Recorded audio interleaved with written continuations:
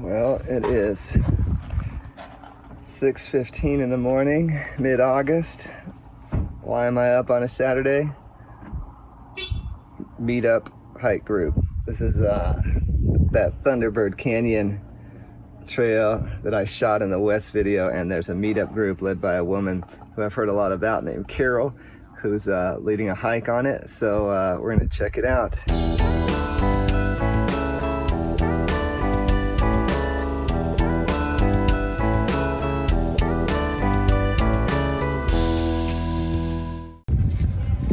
All right, here we go.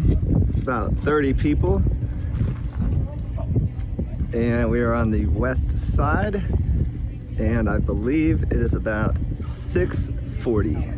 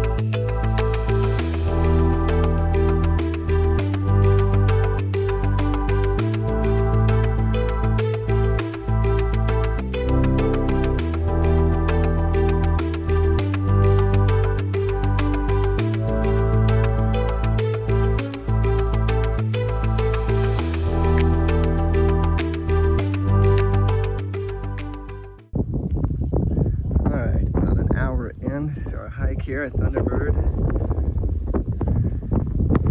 Definitely have got some rocky terrain,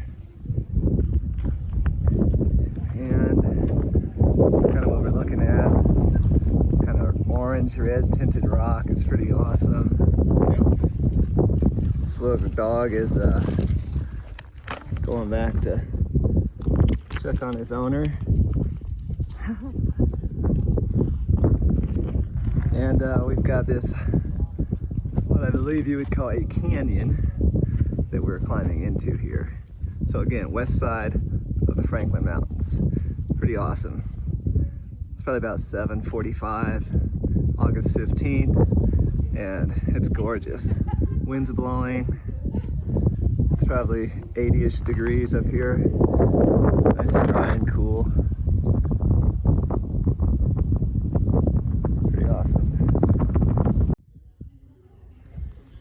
Here we are, Thunderbird Canyon.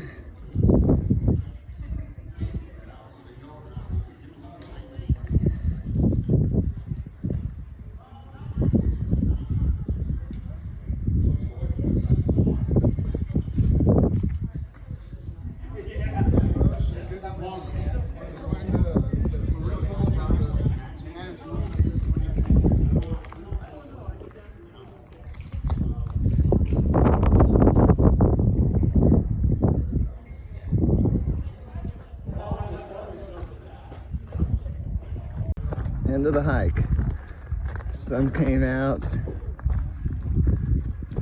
made it back. Probably about 2.5 hours.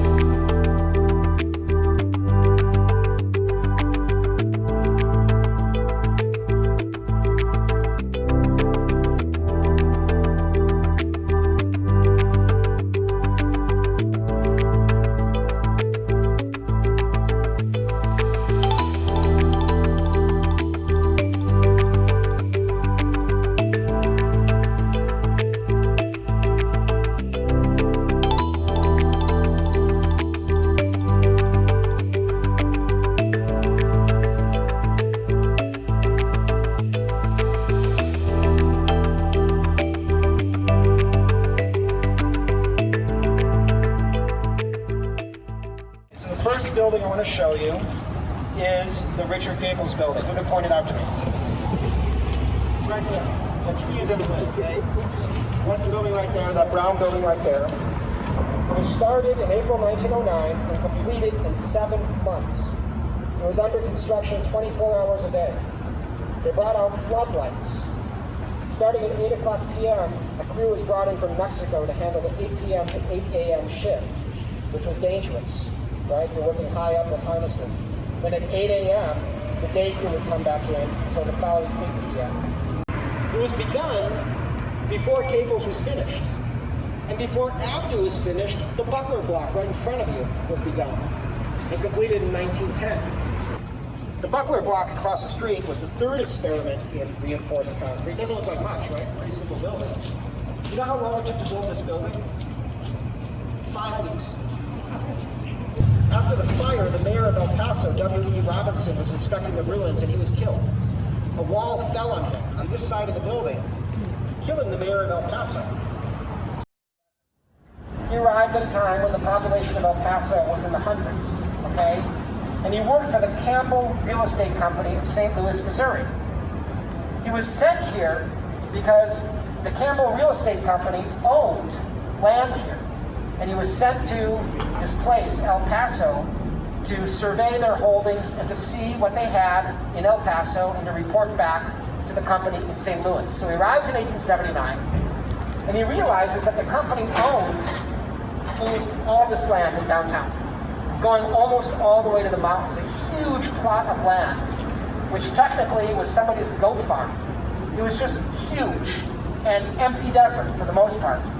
And so he reports back to his company by telegraph, right, which is how you communicate, by telegraph, and says, there's nothing going on here.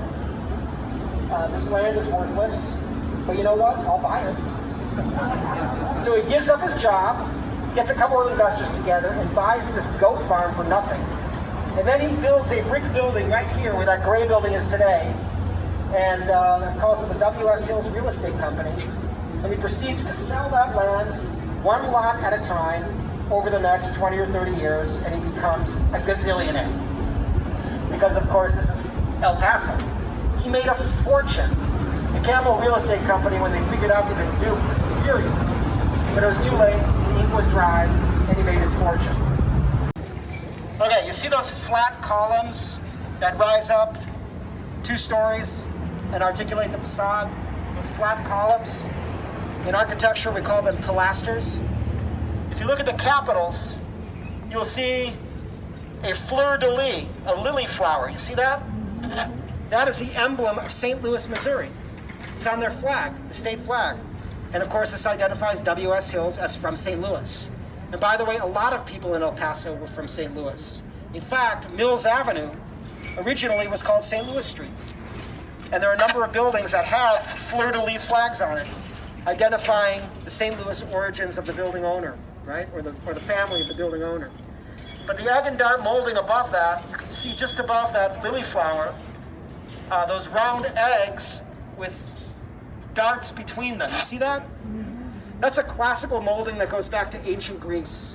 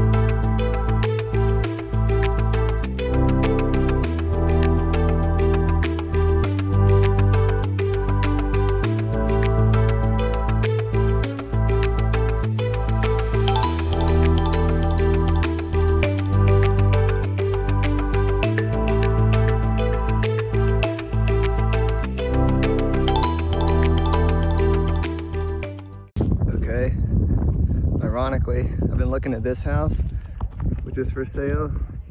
It's like right at the base of the mountain. So from this house, you can get on the trail and go right into the mountains. So that's pretty epic.